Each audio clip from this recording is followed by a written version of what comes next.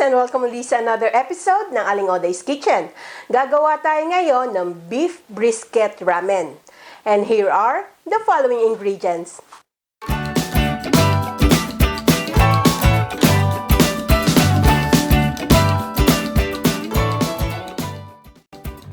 Ang ating first step dito sa ating malaking pot, palalambutin natin itong beef brisket.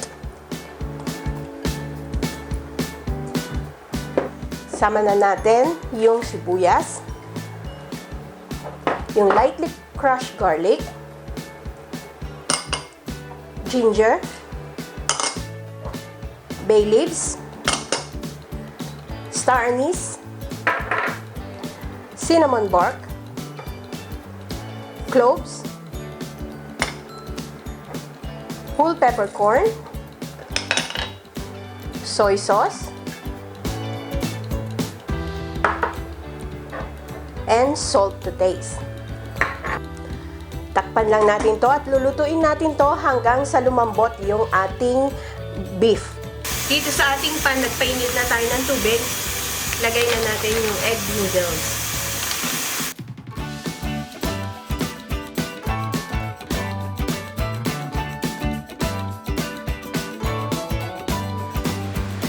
Ayan.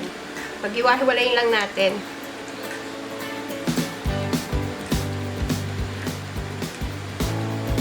So, make sure na wag nating i-overcook ito.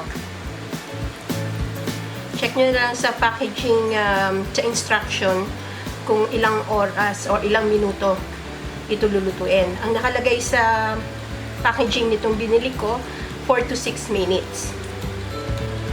Ayan, malambot na yung noodles. I-drain natin yung hot water, tapos ibababad natin itong noodles sa malamig na tubig.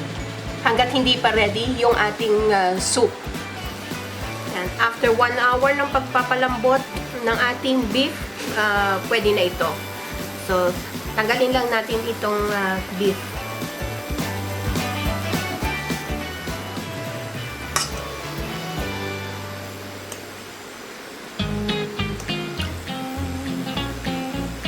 I-slice natin to ng maliliit. Ating soup, pwede na natin tikman. Medyo matabang pa sa akin, mag-add pa ako ng konti pang salt. Adjust nyo na lang according to your taste. Ilalagay ko na yung ating onion leek at yung ating pechay.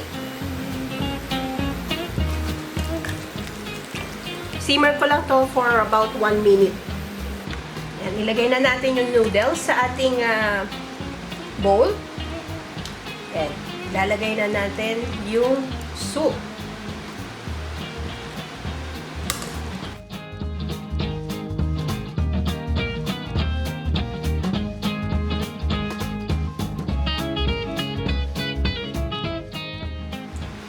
Natin ang gulay. Side.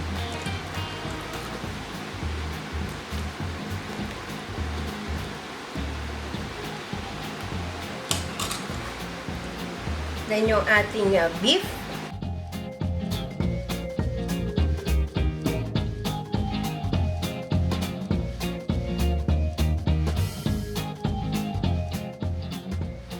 Pwede natin itong lagyan ng sesame oil para mas masarap.